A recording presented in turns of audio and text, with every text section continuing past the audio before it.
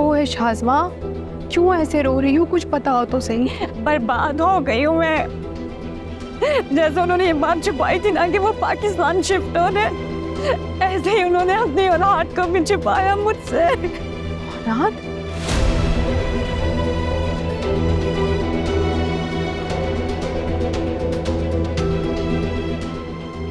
जवान औलाद के बाप है, मेरी जिंदगी बर्बाद हो गई।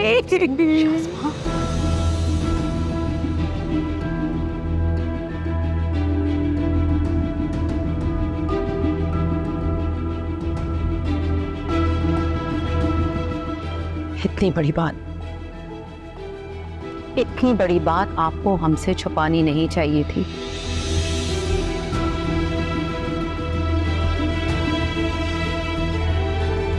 ये कोई ऐसी मामूली बात तो नहीं जिसे हम दरगुजर करते।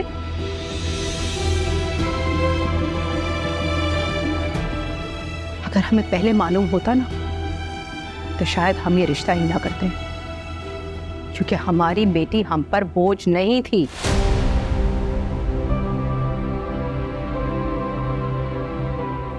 देखिए, मुझे भी लड़कियों की कोई कमी नहीं थी।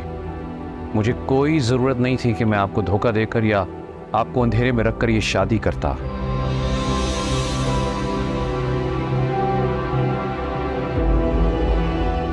झूठ का सहारा लेने वाले मेरी नज़र में बुज़दिल और कमज़ोर लोग होते हैं।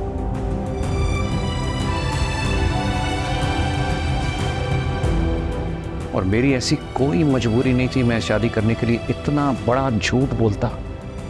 मैं नहीं जानता कि हसन ने आपको मेरे बेटे के मुतालिक क्यों नहीं बताया, बल्कि मैंने उसको बड़ी क्लियर इंस्ट्रक्शन दी थी कि मेरे बारे में कुछ भी ना छुपाए आप लोगों से।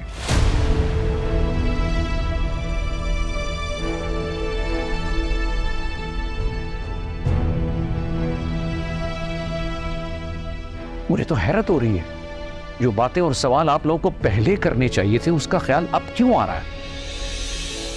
देखिए, ये बात तो आपको हमें बतानी चाहिए थी, लेकिन आपने इस बारे में हमसे कोई बात ही नहीं की।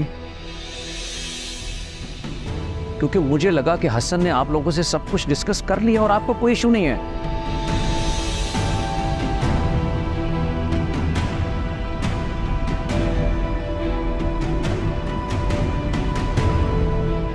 ये तो आप लोगों का काम था ना कि आप हसन की दी हुई इंफॉर्मेशन पे वेरीफाई करते मेरे बारे में और फिर जाकर इस रिश्ते को तय करते।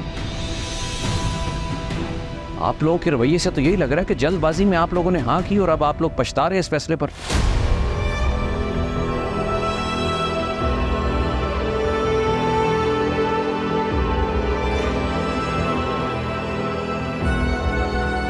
देखिए, जो होना था वो हो चुका। हकीकत को ना झुटलाया जा सकता है ना बदला जा सकता है।